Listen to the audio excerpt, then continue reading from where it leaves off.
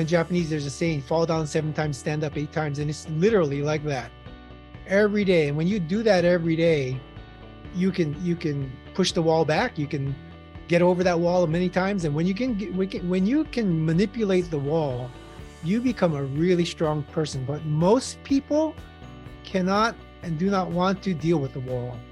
In a world where trust is often elusive, Dr. David Matsumoto's journey stands as a testament to his transformative power. As a judo practitioner, he found more than just physical strength on the mat. He discovered a foundation built on trust. This trust in himself and his abilities propelled him to become a USA Judo Coach, leading athletes to 4 Olympics. But it was a profound act of trust that would forever change his life, when a student bestowed upon him the gift of a kidney. They placed their ultimate trust in his hands. Guided by a service mentality, David embraces each day with a selfless approach, recognizing the incredible impact that trust and compassion can have on those around him.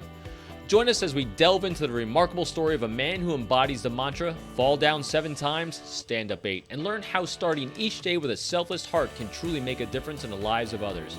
Get ready to be inspired by the extraordinary journey of Dr. David Matsumoto. Welcome to the Forged by Trust podcast. I'm your host, Robin Dreek, professional speaker, executive coach, former U.S. Marine, spy recruiter, best-selling author, and your trust and communication expert. Coming up next on the Forged by Trust podcast. Being there unconditionally for people. No matter what they do, no matter whether they are successful at it or not, you're always there. And you're there for them whether you're on the mat or not, off the mat. And you're there for them. You're just there for them, right? They're willing to give everything. I'm willing to give everything. I think there's a thing in society today which is more of an inner focus on whatever feels good rather than serving others in a deeper way. But there's an attitude I start with every day, which is how can I be selfless today? The Forged by Trust podcast is a show where we explore the essential skill of forging trust for building an innovative culture and exceptional leadership. Join us as we delve into the behavior skills and communication techniques required for success and learn from the best in the industry. Our guests include spies, spy recruiters, master interrogators, best-selling authors, thought leaders, and innovators who will share their insights on building teams, partnerships, and exceptional leadership by forging trust. Today's episode, The Healing Power of Nonverbal Behavior, is with the world-renowned nonverbal behavior expert, Dr. David Matsumoto. Dr. David Matsumoto is a director of Human Intel, is a world-renowned expert in emotion, nonverbal behavior, deception, and culture. He has an extensive academic background and is a professor of psychology at San Francisco State University. He is the author of several influential books in the field of psychology. He has received numerous awards and is a fellow of various prestigious associations. Additionally, he has served as an instructor for the FBI and the U.S. State Department. Dr. Matsumoto is an expert in threat assessment and has conducted groundbreaking research on the behaviors of bad actors and deception indicators. Outside of psychology, he's an accomplished judoka, holding an 8th degree black belt and coaching certifications. He has won multiple awards and he has held leadership roles in judo organizations, including coaching the 1996 Atlantic Olympic judo team. He was recently inducted into the USJF Hall of Fame for his significant contributions to the sport.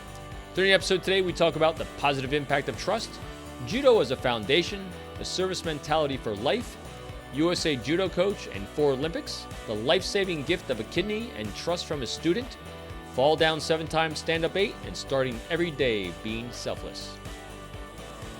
David Matsumoto, wow, this has been a long life journey to finally have a fantastic conversation with you, my friend. We have circled the same orbits for quite a while. I mean, I was at Quantico. I got assigned there back in 2007. And I had heard your name over in the other side of new agent training and all the advanced training for interviewing, interrogation, and this nonverbal expert over there, Friendson Joe Navarro, my Jedi master and longtime friend. And so we've been in these circles together for such a long time, but I can't believe it took us this long through our great mutual friend, Michael Reddington, who is an amazing interviewer himself. And so I thank our shout out to him for thanking him for connecting us and for thanking you for coming on the show and sharing your wisdom. So anyway, welcome. Well, thank you so much. Yeah, we were we were in the same circles, and I'm glad that we finally have a chance to talk like this. And there, you know, how we came about is, as you mentioned, Michael. I've known Michael for years. Wow. And when he suggested to talk with you about being on this thing, as you know, I'm a person, as I think you are, when you trust somebody, and they're in your circle, it's like, okay, then I don't ask any questions. I just do it. And so here we are. Oh, my goosebumps are going. We had a beautiful transfer of trust. And that's what's going to be really fantastic about this episode. We're going to focus on trust, even though it's called Forged by Trust. I think a bit more than we have in the past and with some of the past guests. We're always talking about human behavior, and we're always talking about how to interact and create good, strong, healthy relationships. But as always, during our pre-call, you've really brought up an amazing thing, which is really important to me in life. And I think all of us is identifying pain and helping people move through pain. And you use nonverbals, and you mentioned this, to heal pain. And so you are a Renaissance man of multiple disciplines, judo, which I definitely want to get into because that's where I think some of that origin story comes from. But also, you're an international nonverbal expert and also a human behavior interaction expert, really, about trust. And so, David, all those years ago, where did this journey begin? Well, well, thank you for those accolades. I don't know whether I share in calling myself any of those things, but yeah, the journey starts like many people's journeys. I think when I was born and growing up, I'm born and raised in Honolulu, Hawaii, and to a wonderful family, and there's a big message about trust in the family circle that I grew up in and still have, and I'm very fortunate to have that, because as you know, there's many people who are not fortunate to have that trust in their families. But anyway, I was Okay, born so and raised. so let's just stop there a Oh, second. sure. No, You're of already course. dropping some beautiful words in there. Sure. Trust in the family. How did you define that? What does trust in the family look like? The thing about it is, as I'm thinking about it, trust in the family may not be as obvious until you can compare someplace where some family unit that doesn't have it. I mean, I never doubted my parents and my brother. I have two brothers. They're Younger or older? they're both older than me. I'm the baby of the family. Boy, I got a story for you about that too. But Go everywhere. I never doubted that they were there for me. And my family's old school. I mean, my parents are second generation Japanese, and those are as many immigrants and immigrant children are. They're hardworking people. Right. And so they were touchy feely. They never said I love you. However, I never doubted it. I never doubted that they were there for me. And I think that unconscious doubt is one level of trust that's just an amazing thing. I mean, it's not like I never got scolded, or I never got, whacked on the butt a number of times, many times. But looking back at how my family was there, I mean, I think that set me on the path for being trusting, Right. and trying to be trustworthy to others. And I think that's more difficult for people who may not have that kind of environment. And you don't think about it like that, right? Kids don't think about it. Right. But looking back now, I think I was really fortunate to have that family unit where my journey of trust building and trustworthiness started, I think. It's really fascinating that you can recollect that they didn't say the words "I love you," but you felt that there was trust and you felt safe. How did that show up, do you think, that you were able to feel that emotion from them? What were the actions? What were the behaviors? What do you think was going on that allowed that to show up and give you that sense of safety and security? Well, I got to tell you, I'm smiling when you're talking about that, because I don't know if I felt the touchy feely stuff, because Right. It doesn't have to be felt touchy-feely, just we have to feel safe. There's a difference. yeah, it's the feeling of, it's not even a feeling of safe. It's maybe an unconscious knowledge Right. of safety and of knowing that they're there. I mean, I never doubted that they were there in the sense of being there physically for whatever, an appointment. They're going to pick me up. They're going to take me someplace, or just being there in a more metaphorical way, like being there for me, having my best interests out for me, thinking about me. And it's that unconscious knowledge, I think, of trust and safety that is maybe even difficult to speak, difficult to say, at least for me. Right. That is different than, a relationship you build later on where you actually feel sentimentally, you feel something towards an affinity towards somebody.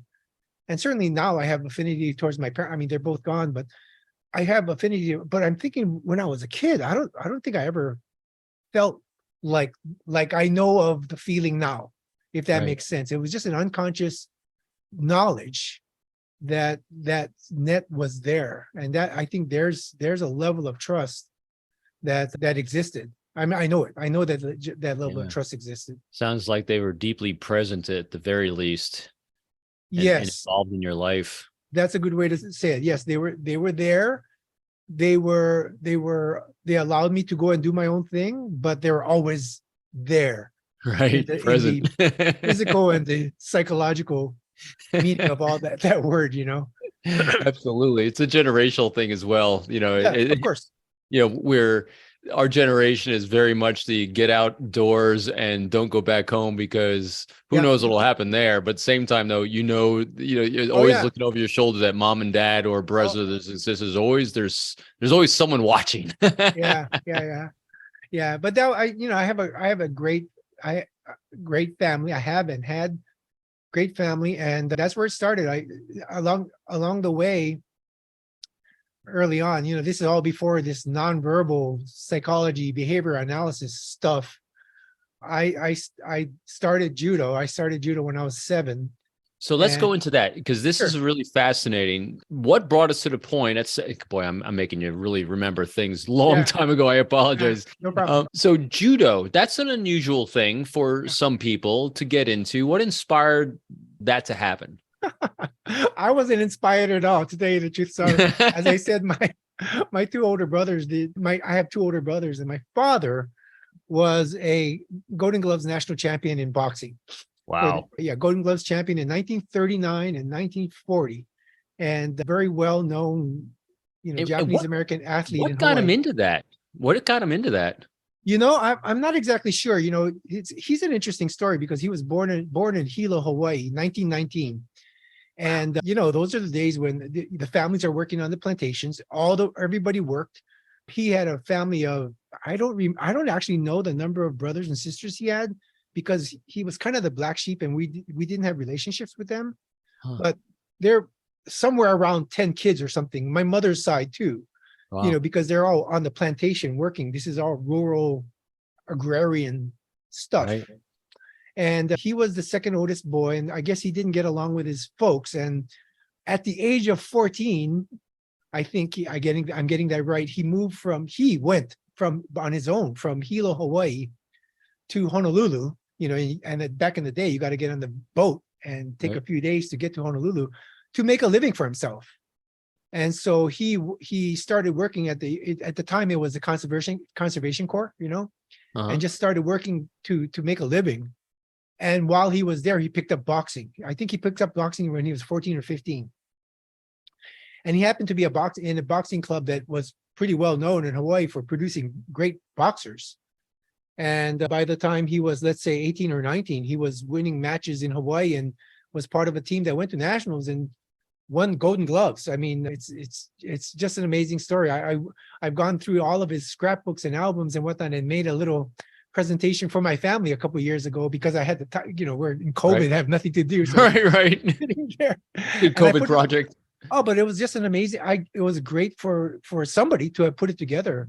Yeah. And he never talked about it. He had a heavy bag and a speed bag at home, but his policy was he didn't want his kids to do boxing because it is brutal. It's just a Right. brutal thing. Of course. So what does he do? He gets his kids into jujitsu, right? Yeah. So my two older brothers did a little stint in jujitsu, and then they transferred to judo. And so because my older brothers did it, when I came around, it's just time to go and do that. So that's the inspiration. I mean, I was not inspired to do that at all. Like I was not inspired to do piano because they did it, and whatever else they did, I had to do, So you did piano as well? I did piano as well. And so we're going to end that story right there. Okay.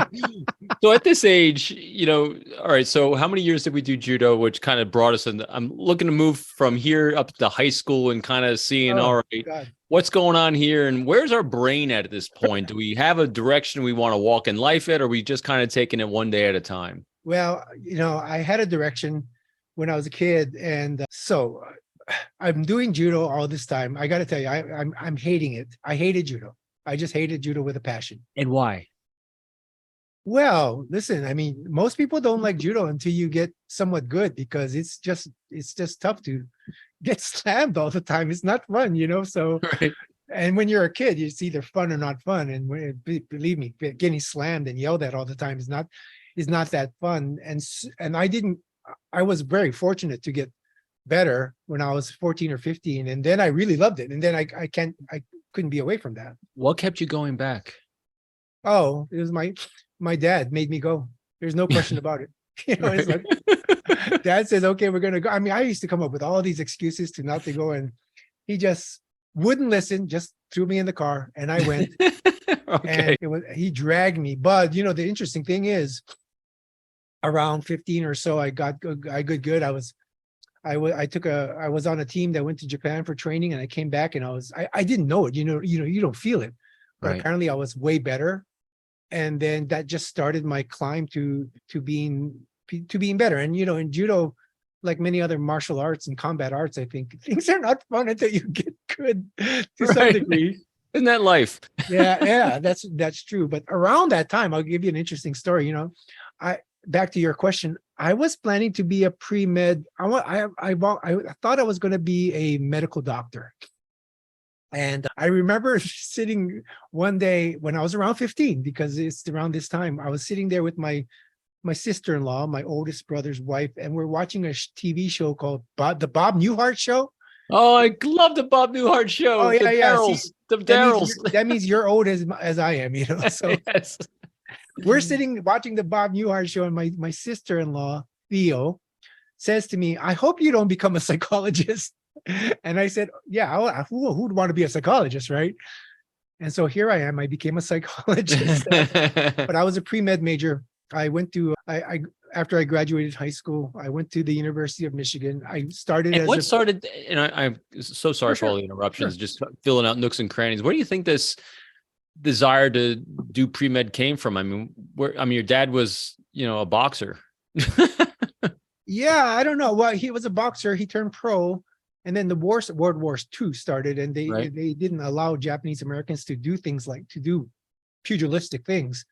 And he always liked to work with his hands, according to him, and he became a plumber. And so he was a journeyman plumber for all his Wow. working career after that. In fact, after the war started, he became a plumber, and he worked at Pearl Harbor, so go figure, right? So And is it okay? I'm curious to go there a bit. Anything he experienced during those years that kind of forged him or kind of passed along any sorts of lessons to you? Because what I'm finding really interesting is, the world is generally a dichotomy between wound collectors, people who feel victims, and problem solvers who move forward.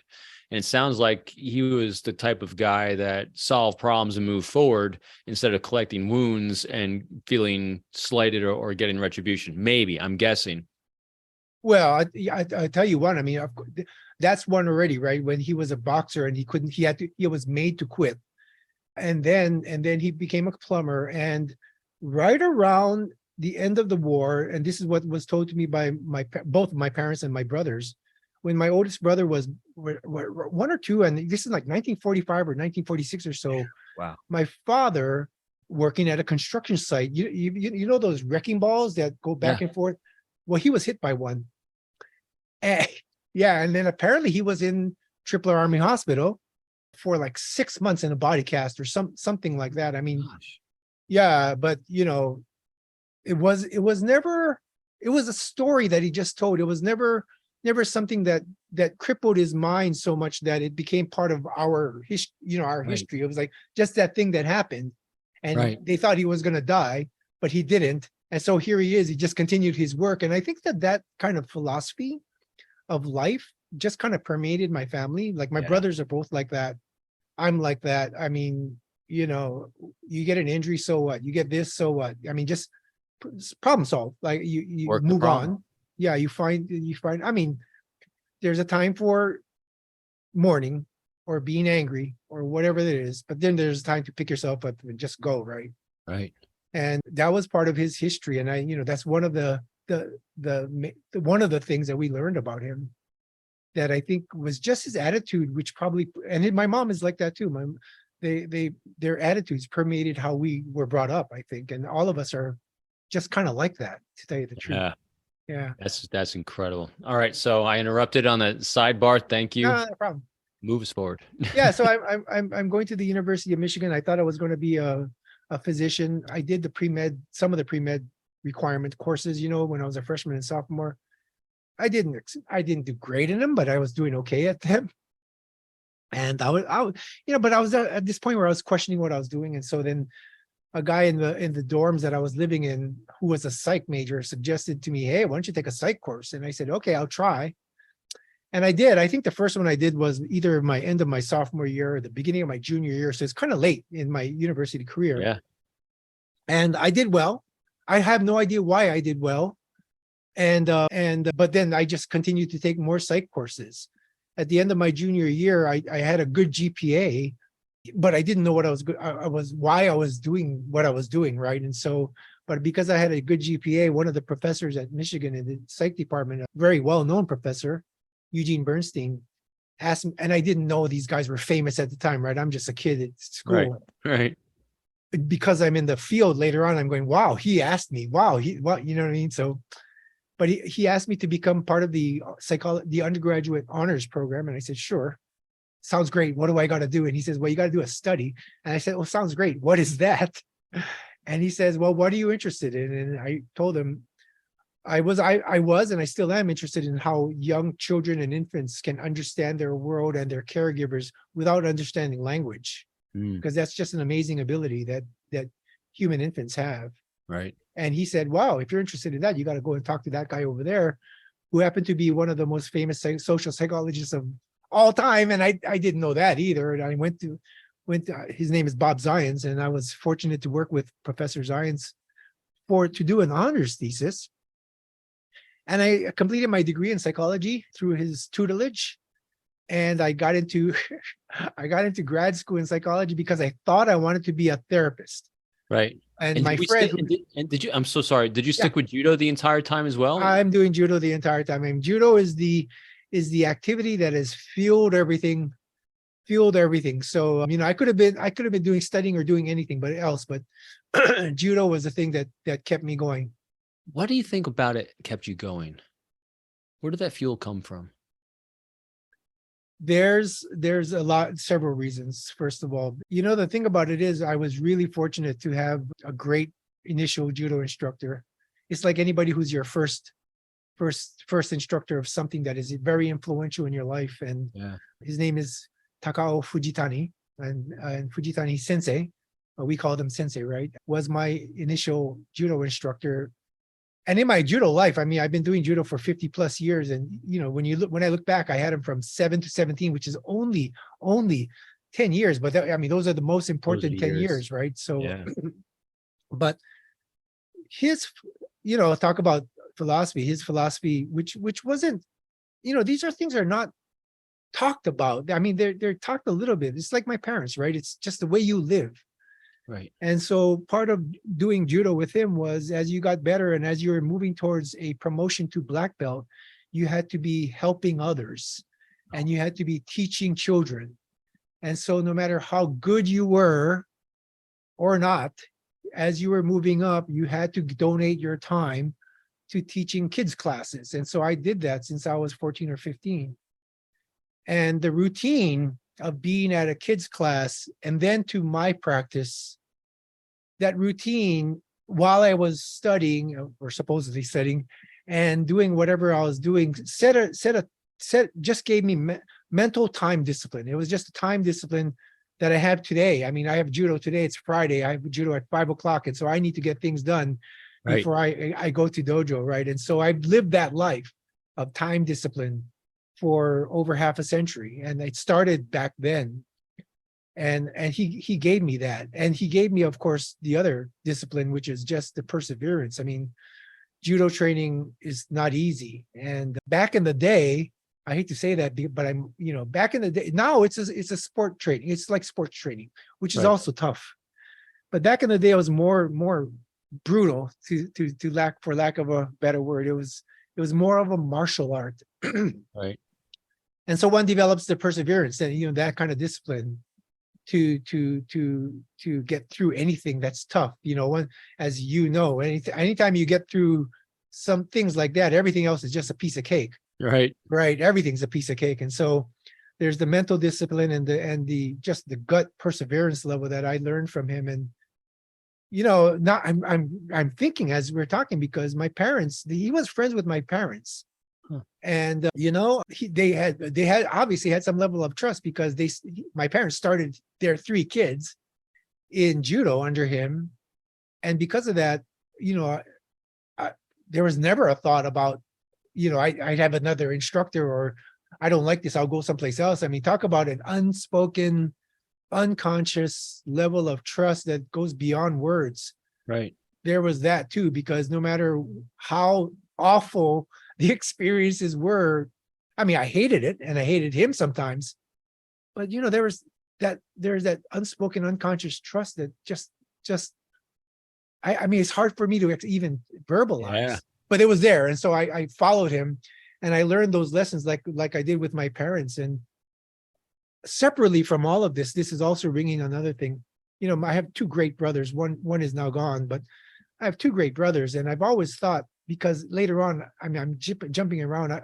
As you know, I've got a PhD. And I learned early on that a PhD is a great thing. Academic achievements are great things. I don't want to downplay that. But in terms of trust, talk about trust. I've known throughout my life that if I ever had a problem, a personal problem, there were like 4 people I would go and talk to. Right. My dad, who barely made it through elementary school, my judo instructor, who was a high school grad, and not college person. My second brother, and my 2 brothers.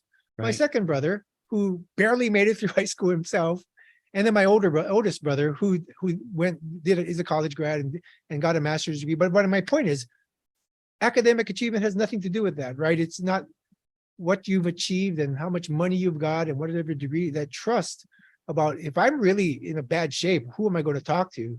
Right. I've known this forever. It's going to be those people. And they were consistent. Yeah. They're consistently there in your life. Yeah. I'm guessing they were maybe dropping truth bombs when you needed it, because they cared deeply about you, but they allowed you to make the choices you needed to make because they weren't tied to your outcome. And they were unconditional with their proactive inserting themselves and being an inspiration to you throughout life. Yes. If I had the ability to verbalize it like that, I would have just said it like that. But when you said the truth bombs, I remember the time when one of my older brothers used to come and say, "Hey, David, it's time to talk." I said, "Okay." And I'm going, "Oh my gosh." And we go in the room, we shut the door and we turn off the lights, and I go, "Okay, here the truth bombs are coming." Right. But yeah, that was, you're exactly right. They're there unconditionally, whatever it is, we're good or bad. And that's really what it is. That is and powerful. it reminds me, I have so many associations when we're talking. I mean, one of the things about that is so powerful about judo, going back to your question, is because, as you know, when you're in the trenches of the dojo trying to eke out a breath right, while you're being slammed and pinned and choked and locked and for hours and hours, day after day, week after week, you develop some pretty good friendships with people who go through that with you. Yeah. And yes, and those friendships, which are forged by trust Yeah. on the mat through the hardships are lifetime. They're just amazing. There's not a lot. There's a few of them, but Right. you do anything for these people, right? That Yeah. you've gone through this with you, and I want to tell you about one that happened for me as well. I mean, I'm jumping, but I've been very Oh, fortunate right to ahead. be a national coach for USA Judo since 1989, and I've been to 4 Olympic Games and 12 World Championships and things And I'll like. back up 1 second. Yeah. So, how did you become the national coach for judo? That's crazy, incredible. I was running a little dojo here in Berkeley in the East Bay of San Francisco area.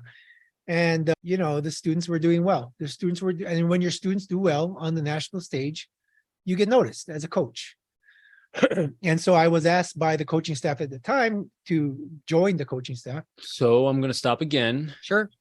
Students just don't do well. It obviously comes from amazing coaching. What do you think you were doing that inspired them, that reverse optic, that inspired them to raise their bar and push beyond what they probably would have done with someone else? What did they see in you? First of all, I want to acknowledge that the primary person in all of that is the student, right? It's that person, because it's not easy to, when you're getting slammed all the time, it's not easy. You got to be the one to pick yourself up, and no one can pick yourself up for you, right? Right.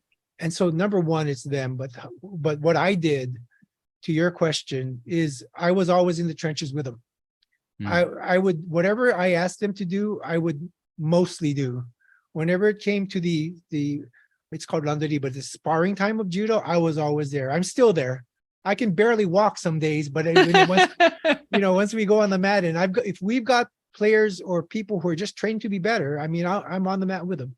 Right. And so I think that it's being on the mat there, creating the situation where it's just awful for them, but they're growing.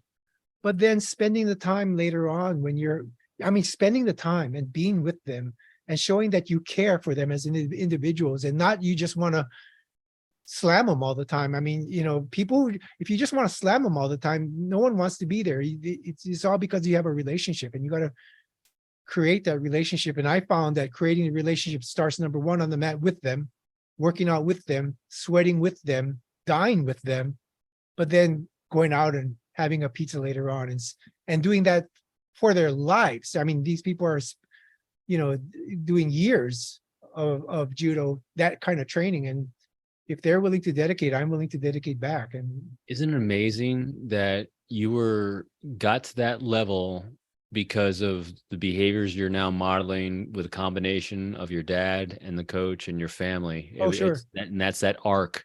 Oh yeah, there's no question. They were forged so early on. What a beautiful arc that was. Yeah, all right, so there's no question about that. Yeah, so keep going. I'm sorry. So No. that's how we got there. All right, so that's okay. Let's keep going. By the way, I love this conversation, because even though you and I were revolving on the circles about behavior analytics and interviewing and interrogation, here we are talking about judo, which is great, but because think about it. It all revolves around the same thing. We're talking about all the behaviors that inspired the behavior, inspired the choices we make in life, which is no question life. Because most importantly, it's so enjoyable. And I think inspirational to people, at least it is to me, when you see someone as accomplished as you. I mean, Olympic coach, world-renowned nonverbal expert, PhD, obviously a great human being that people would love to have in their lives. That arc started somewhere, and it's a place that we all can be. Yeah. And something that we can all achieve if we know, all right, things in my life are going in this direction. All I have to do is shift the rudder a little bit over here, and it can go another direction. Oh yeah. It comes back all to those relationships. I hate to use the cliche, your moniker is a cliche, but forged by trust through all those difficulties and good times. I mean, it's just right. Being there, like you said, unconditionally for people. And I was fortunate enough to be asked to be part of the coaching staff in 1989. And, as you know, you do tours and you go around, you take athletes to various teams. And in 1990, and my students are doing well. In 1993, I was I was part of the national coaching staff, and I actually was asked to become the chairman of the coaching staff because there's vacancies and whatnot. And 96, because I was the chairman of the coaching staff, in 96, I was the head coach and the team leader for our Olympic team, et cetera, et cetera. I mean, boy, I could take forever going down each one. Just really quickly, why do you think they chose you? There's a lot of people competing for these positions. What are people seeing throughout their lives when they see you?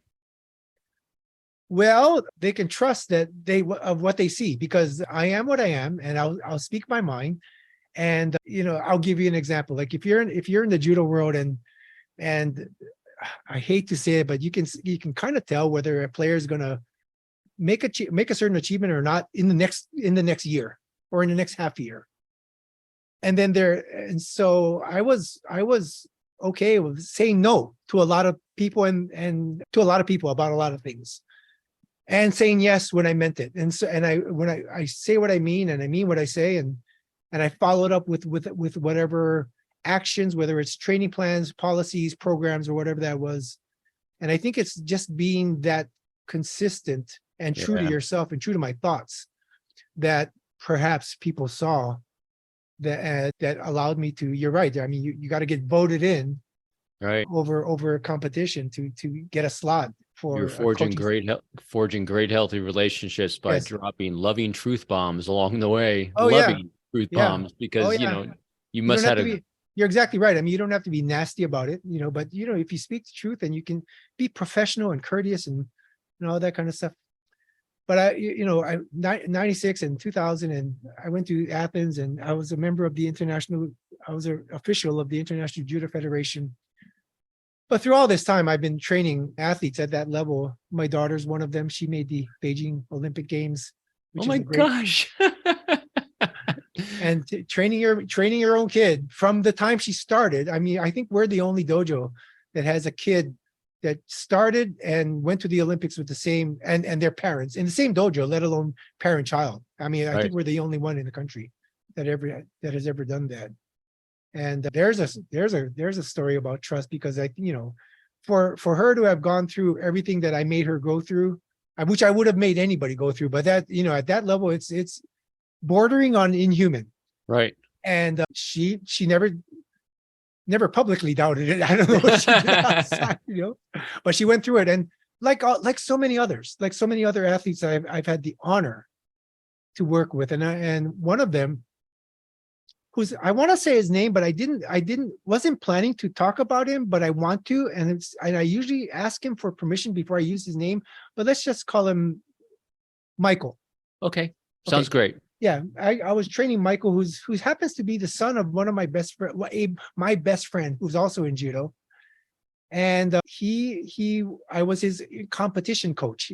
His dad was his dojo coach, but I was his competition coach. And from, I don't know, the early 2000s through 2012, I went around the world with him, coaching him in competition. And he would spend much time here in my house training at my dojo as well, to do all this, to do the training for that kind of stuff. And training at that level is a 6 day a week, 2 or 3 training opportunities every day. I mean, it's a professional job, basically.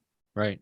And it's not easy. I mean, I had him on a strength program and a conditioning program, a nutrition issue, and then we've got a judo issue. I mean, to take one player at that level, you got a team of 10, and I'm directing the team of 10, and I'm with him on the mat all the time, as well as going around the world in competition, good or bad, right or wrong. Like you say, it's unconditional. Whether he's there, whether he wins or loses, you're always there. Right. And I'm jumping ahead because I since 2010 or 11 or so, I don't remember when I was initially diagnosed. Oh, it was earlier. I was diagnosed with kidney disease of unknown origin. Nobody in my family has it. I'm not diabetic. I didn't have, all the other signs that produces kidney disease. Right. And it went bad for over the course of like 9 or 10 years, to the point where I needed a transplant. It was either dialysis or transplant. Right. And because I'm such a stubborn person, I kept working out, and I kept shocking my medical staff, because I'm always working out, doing judo. But it came to the point where I needed to get a transplant or get on dialysis.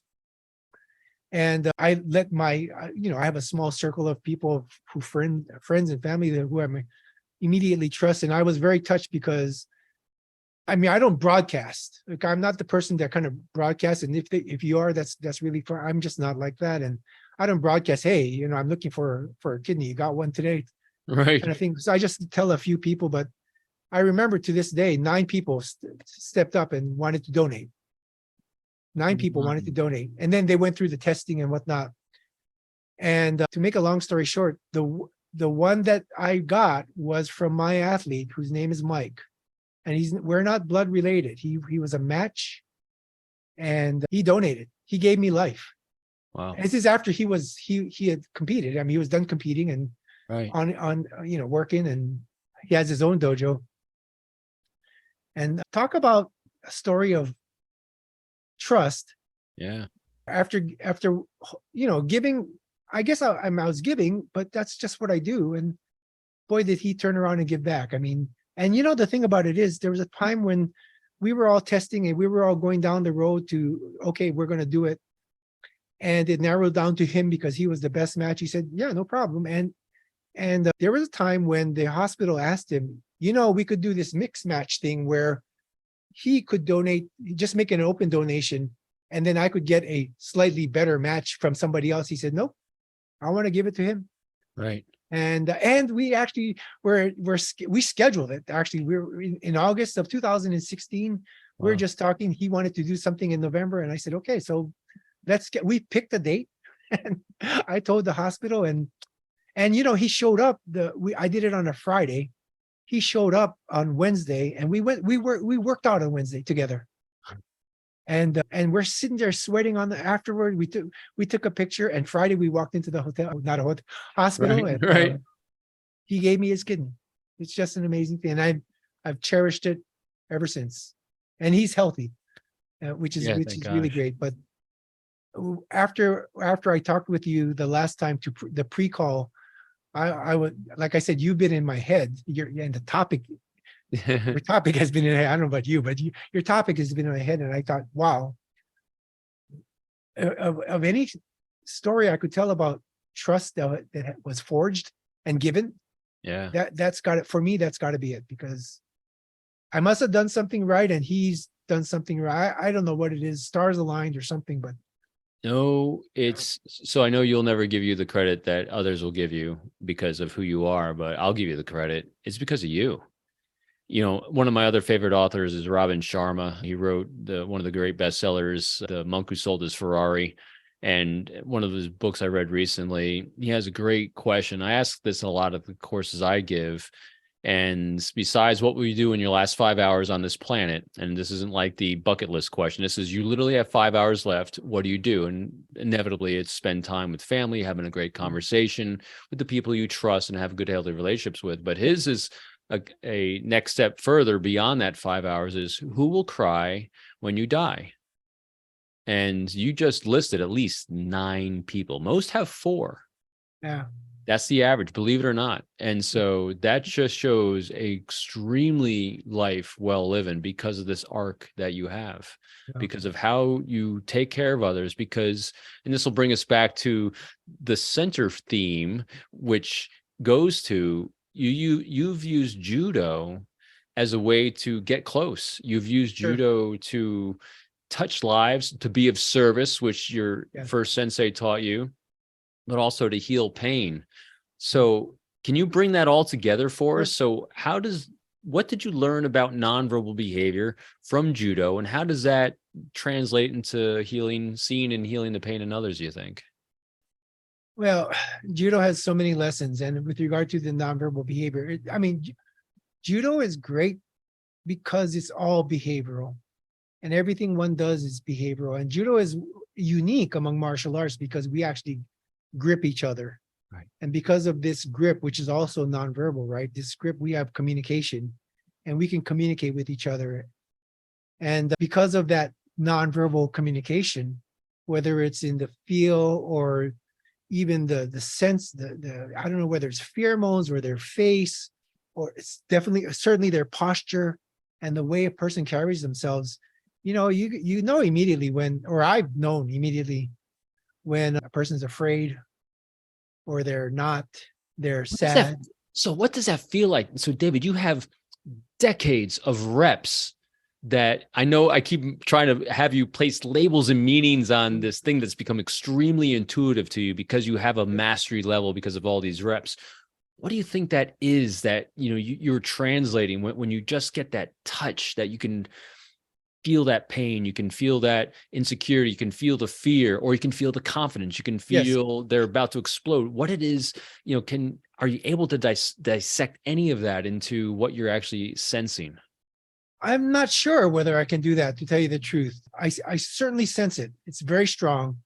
And I know why I sense it, which is because judo, like many other things, you are, for lack of a better term, psychologically naked. Right. It's just you and somebody else, or you and yourself, against the wall that that we all have, and that most of us back down from because we want to protect our sense of self somehow. And judo, at least the way I train it, is you go up to the wall every day, and you climb. You can fall down. In Japanese, there's a saying, fall down 7 times, stand up 8 times. And it's literally like that every day. And when you do that every day, you can push the wall back. You can get over that wall many times. And when you can manipulate the wall, you become a really strong person. But most people cannot and do not want to deal with the wall. But judo, the way we do it, gets people to that psychological wall. And thus, when you're there and you can grip somebody up, you just feel how they are at that moment. And it's like knowing their inner sense. I mean, it's whether they're confident or not, and they're arrogant or not, they're afraid or not. And my job is to know what it is, not for my students anyway, so that I can help them overcome that.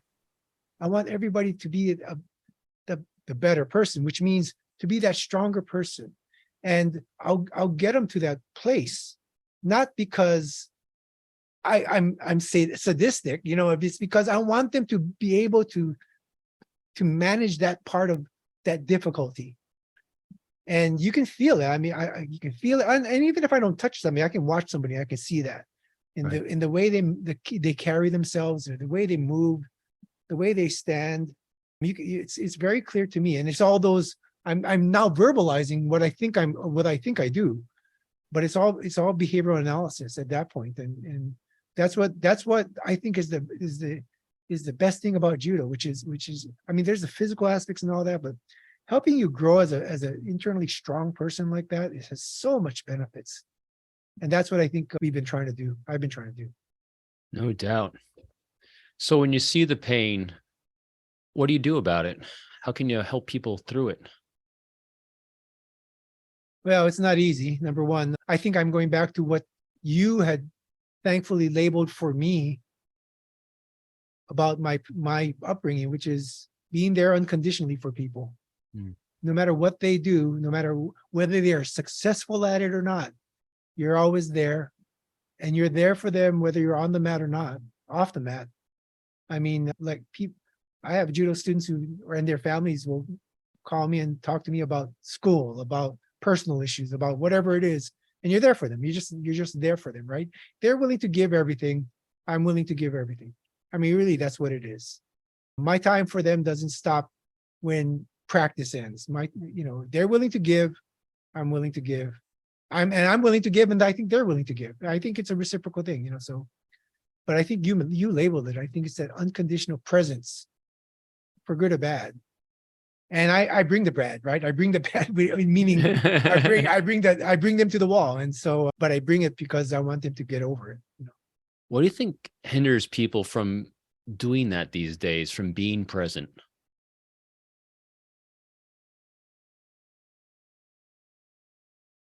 My first thought was technology and social media, but I think there's something deeper than that. I think there's a thing in society today which is more of an inner focus on whatever feels good rather than serving others in a deeper way, and I think that I think how I think about things is as much a product of the time in the late 50s and early 60s and 70s, growing up during that time with my, basically immigrant families working in the plantation.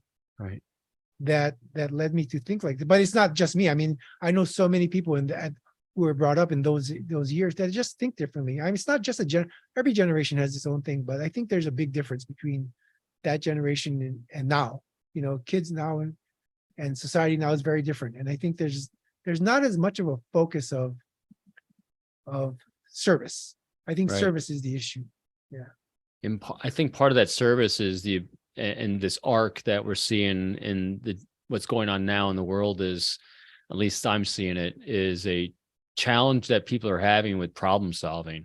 Yeah. And Well, and so what would you suggest that people can do utilizing the skills, tools, and techniques that you developed over these years? Maybe one or two things they can maybe start incorporating in their lives at any age, but especially young. How can people start being better problem solvers so that we're not going from 0 to 100 or 0 to hate?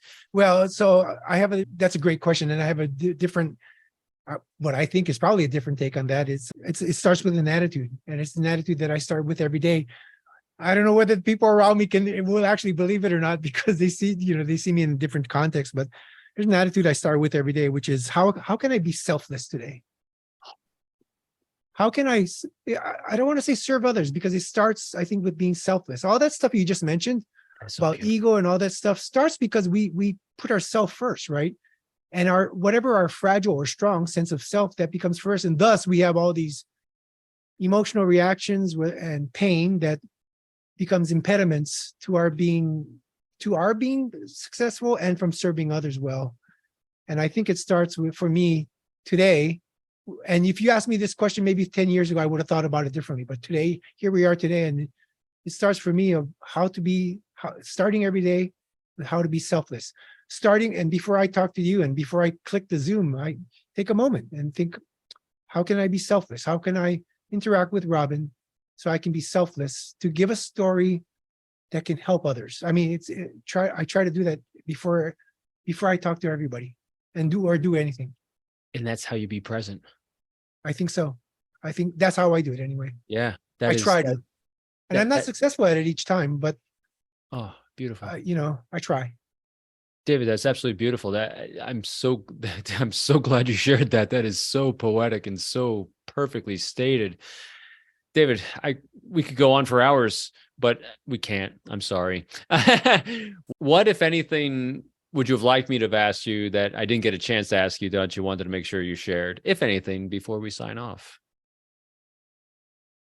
I don't think there's anything, because this has been of the many, and I'm very fortunate about that, podcasts and talks I've done.